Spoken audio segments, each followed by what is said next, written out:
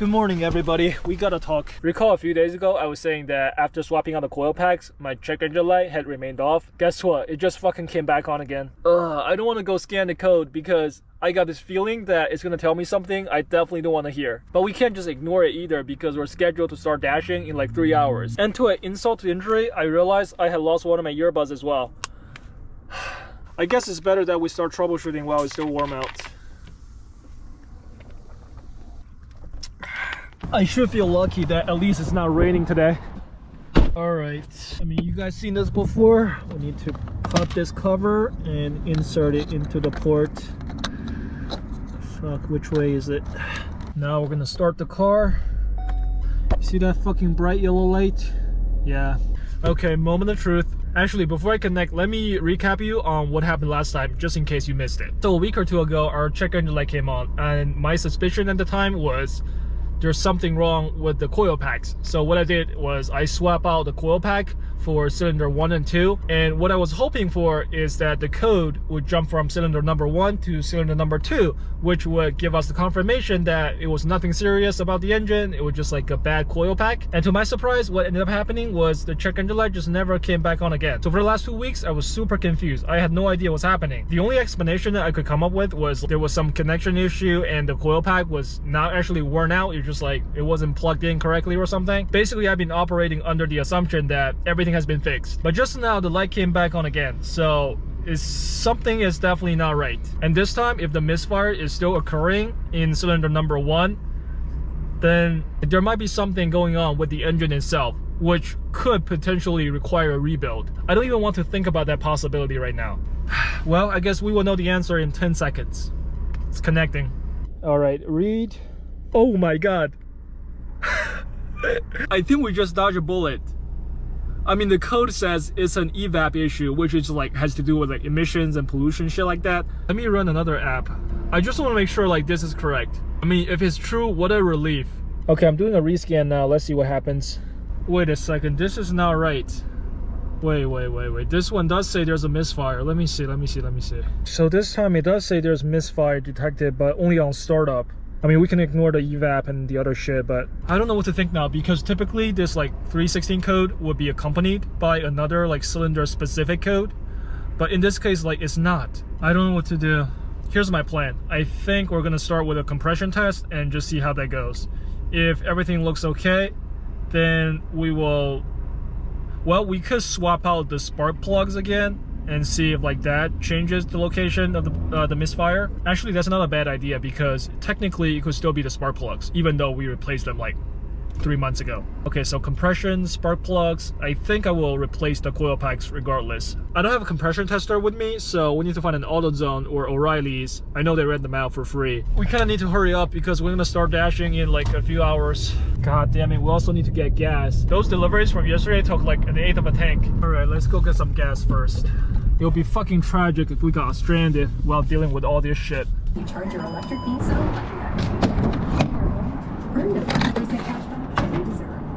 oh my God, the screen is not even working. A UCLA graduate student. What the fuck? Where's the receipt? I only got $25. We don't need to fill up. We just need enough gas to get around and DoorDash for the next 2 days, assuming the car doesn't blow up before then. Okay, now let's head to AutoZone. All right, we're here. There's actually a lot of restaurants around here, so if we do get the car fixed, we might actually end up dashing in this area. Do you have a compression tester by any chance? Nice, they got it. Phone number? Correct. Thank you so much. Yeah. You too. All right, got our tools. We need to keep the receipt so we can get a refund later. Okay, I moved my car over here because there was a lot of foot traffic over there. So to start off, we need to pop the hood.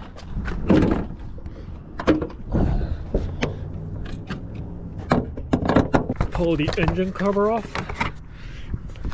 And what we need to do first is to remove all the coil packs as well as the spark plugs. We're gonna need our toolbox for that. Oh no, fuck. Jesus fucking Christ. I'll worry about it later. First, we're gonna unplug all these connectors. There's a clip right here. We just need to pull this out. Now we see the actual bolt, and we'll just use a ratchet to remove it.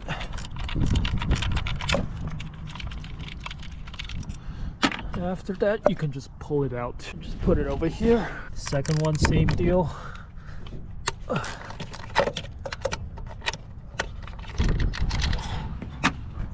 Okay. I'm gonna put all these coil packs in order so I don't mess them up. For these two, the manifold is in the way, so we need to remove this first. We just need a screwdriver to loosen the clamp. Once that's loose, there's another 8mm over here. Ah, fuck. Jesus. Okay. Now the entire thing should be free to move. I'll just pull this one out. With the manifold out of the way, we can remove the third one. This one is like at a weird angle. That's it. Once it's loose, you can just use your hand. Very easy. Now we got the third one. The fourth one also has a clip, so we need to kind of pop it first. God damn.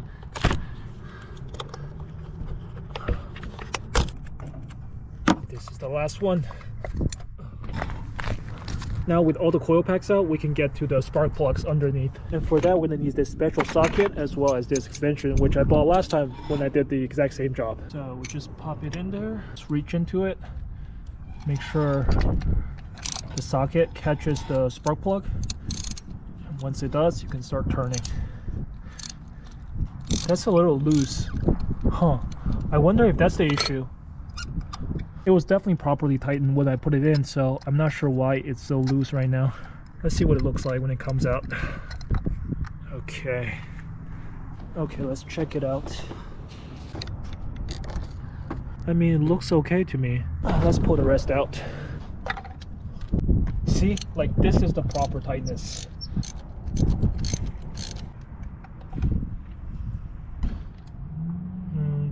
This one looks perfect as well.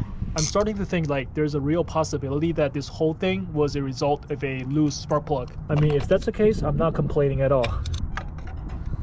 Okay, spark plug number 3. Put it here. Last one. Oh my god, this one is tight.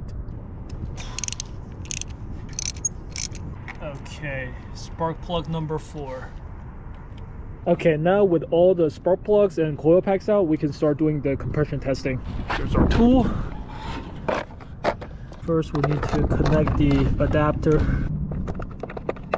So this adapter pretty much has the same thread as a spark plug, so we can just reach it into the hole, and once it catches, we just screw it in. You want it to be snug but not too tight, because once that thing gets stuck in there, good luck getting it out. Typically you have one person here reading the gauge and the other person in the car cranking the engine, but since I'm here by myself, I'm just gonna start recording using my phone. I'm trying to position it so it's in the frame. Now let's get back to the car. Some people, when they do a compression testing, what they usually do is they disconnect the fuse to the fuel injector. And the reason for that is, even though we disconnected the spark plugs and coil packs so the car won't start, we still don't want fuel to start squirting out when we start cranking the engine, right? That said, most cars, at least most modern cars, as long as you fully depress the throttle, the car will enter into flood mode. When a car is in flood mode, no fuel will be injected. Okay, clutch in, gas pedal in. Now we can start cranking. Let's go check the reading. Oh no! Oh my god, I don't think I recorded anything. Jesus. Let's check. Oh, it did. Good. We can see on the gauge that it stopped at 155. Since like cylinder 1 is the problematic cylinder, we're gonna test this again to make sure we get a consistent reading. Let's go check it out. Well, this time is a little higher, around 160 I think, but pretty comparable to last time. Now we're gonna unscrew this and start testing cylinder number 2. There it goes. Okay, that's pretty snug. The sun is about to set. We need to hurry up. Same drill, clutch in, gas pedal in. Ideally, you want the engine to go through like the same number of revolutions every single time. Okay, 150 this time, so pretty comparable to cylinder number 1. That's great news. I want to write the numbers down so I don't forget it. I don't have a piece of paper. This will do. Okay, so cylinder number 1 is... What the fuck is wrong with this pen? Okay, where was I? Cylinder number 1, 165. Cylinder number 2, let's call it 155. Okay, cylinder number 3. What is it? This is kind of low. 140 range. If I recall correctly, a healthy stock engine should be around like 160, 165. So 140 is a tiny bit low. But let's go write this down. Cylinder number 3 is 140. Last one, we're almost done. Final crank. 1, 2, 3, 4, 5, 6, 7. Hopefully this one is also in the 150, 160 range. Fantastic, 155.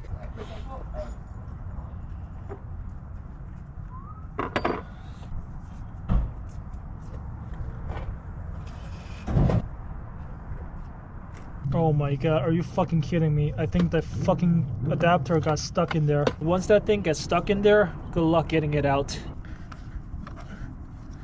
20 minutes later. Oh my god, if this thing got stuck in there, it would have been game over. I barely managed to fish it out.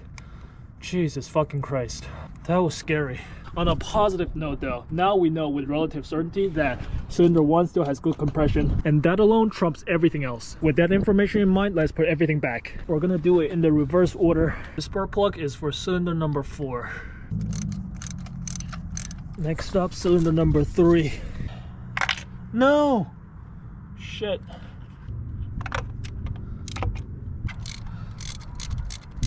Holy shit, I think this socket is broken. For the last two, I'm gonna do something different. I'm gonna put the number 2 spark plug in cylinder number 1. And the reason I'm doing this is because like this way, we will know for sure whether it is a loose spark plug or a bad spark plug. If the fact being loose was the root cause, then we should have no problem moving forward. And conversely, if the spark plug is bad, then the issue should move to cylinder number 2 now. Last one. So this was the original cylinder number 1 plug, and now we're putting into cylinder number 2.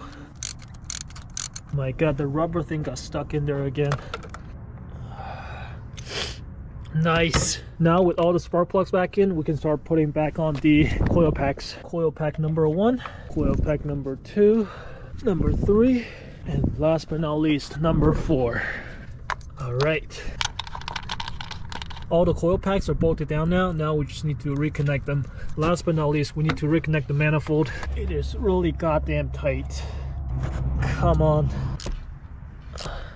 Holy shit, this bolt is bent. No wonder. I don't have a spare, so it will have to do. You know what? I'm not going to tighten it all the way because I don't want it to snap in half. Lastly, we need to tighten this clamp and then we're done. Okay. Engine cover back on. Cleanup time. How should I put this? Oh yeah, like this. Shit, I still gotta reorganize everything. I'm gonna do it tomorrow.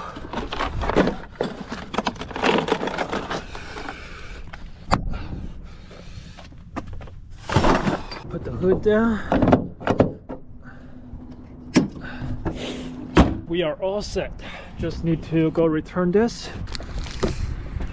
Hi there. That's good. Just need to return this. Just got our money back. We're officially done.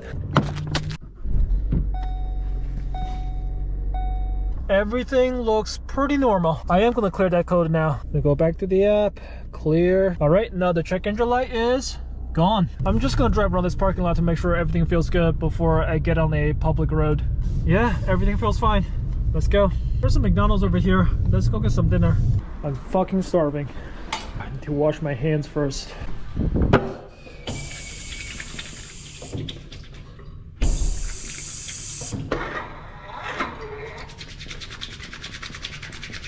What the fuck? The light just went out. I don't know what's happening.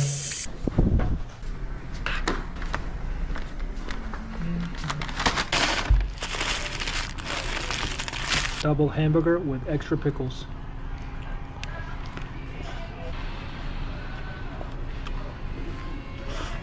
Also got a Big Mac. Come on. Jesus. Fuck.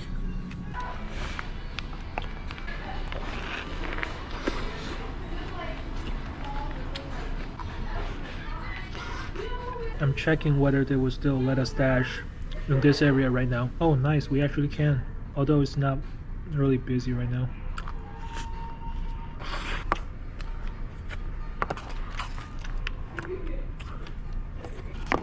Let's go.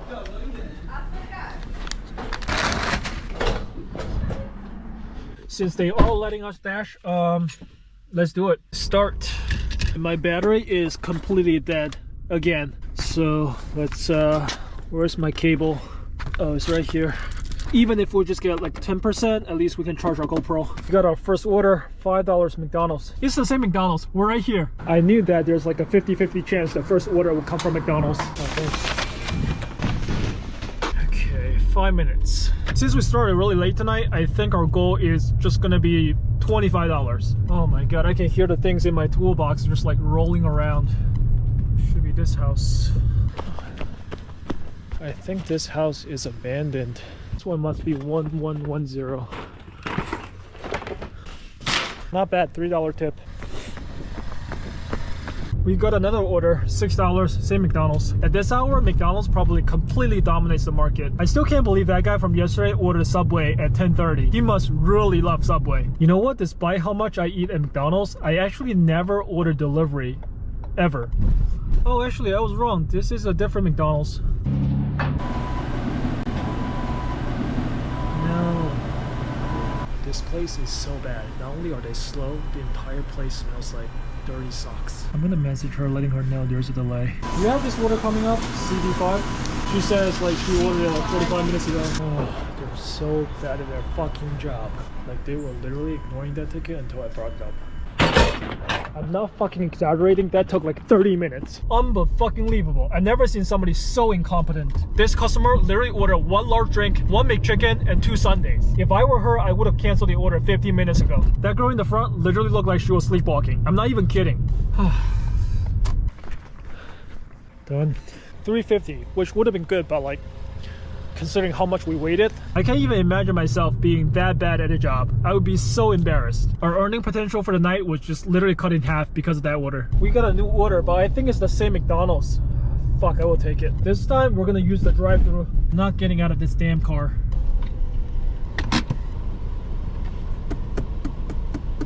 I'm turning the car off. I'm not wasting gas.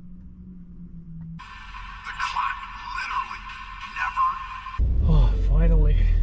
This is fucking insane. I know what some of you are thinking. Jazz, you're being too harsh on the workers. They're short-staffed. Fucking no, they got 4 people working in there. I worked overnight before. 4 people is plenty. I'm doing some math in my head, and if we include the driving time as well as the wait time, we're pretty much delivering like 1 order per hour since the first order. For these 2 orders, we basically made like $13 in total. So we're basically making an hourly wage of $6.50. If the next order is McDonald's, I'm just gonna decline because like, this is not worth it. We're almost like losing money. Finally got our food. This is some kind of a dorm, I think.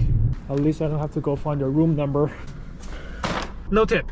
Great. Oh, remember I said earlier that we made $13 for these 2 orders? That's actually not accurate because in reality, we only made $9 for these 2 orders. So we're making like $4.50 per hour. $4.50. I think the minimum wage in like 1965 is higher than $4.50. It's already past midnight, but since we only made $15 so far, I extended my dash for like another hour. So we'll be wrapping up around 1 a.m. 7-Eleven. I wonder if we're picking up booze. Okay, no problem. Chips. Thank you so much. A drink and 2 bags of chips. Did not see that coming. Oh shit, almost dropped it, Jesus. There are 2 possibilities. They're either very high or very drunk, or both. Look at what this girl just messaged me. Anyone want to bet how high she is? Wow, we're in the middle of nowhere. I don't even see houses anymore. Earlier I was actually wondering why she didn't place the order from a gas station that's closer to where she lives, but now it seems like that might actually be the closest gas station. I haven't seen another car on the road in like 10 minutes now. Hello, how are you? Any chance you got a $10 bill on you? No, I don't. Okay, because I was gonna tip, but I only Oh, got a no 20. worries. No worry Are about you it. sure? 'Cause Yeah, it's yeah. a far drive. All right, this is gonna be a last order. Now we have to drive 20 minutes back into town. She was very nice and wanted to tip me in cash, but I didn't have any change. She said her children placed the order without her knowing, and she was being very apologetic about it. So I told her it's all good. So all in all, I only got a $1 tip for that order. We're almost back to civilization. That said, I'm getting a little drowsy now. Oh, it started past 1 a.m. I believe we're going to a pizzeria. Right here? Are they even open? The lights are off. They are definitely closed. Alright, I guess I have to report this. Take a picture so they know I'm not making shit up. That's a bummer. That was for like $9 and I drove all the way back and now I get nothing. Actually, hold on a second. I will get half paid because this is the store's issue, not my issue. So yeah, I will get half the money at least, which is good. Today is a very poor day. We just couldn't catch a break. But you know, you win some, you lose some. It's almost 1:30 now. Let's go find a place to sleep. I'm super tired. Okay, this is Planet Fitness's parking lot. Might as well because I have to go to the gym in the morning anyway. I still need to reorganize the toolbox, but I'll do it tomorrow. At least we got our battery charged somewhat. Today is just a bad day between the check engine light, the lost earbuds, and how DoorDash went. Just like nothing went our way, but you can piss and moan about it, or you can just suck it up and move on. I don't want us to lose sight on what our original goal was for this challenge. Like, all we needed to do was to make $250, and we're way ahead of schedule. Like, depending on how many hours we get, we may actually finish it in the next 2 days. And most importantly, because of what we did today, now we can breathe a sigh of relief knowing that we can still drive this car to DoorDash and the engine is not going to blow up randomly. I guess today is not all bad after all.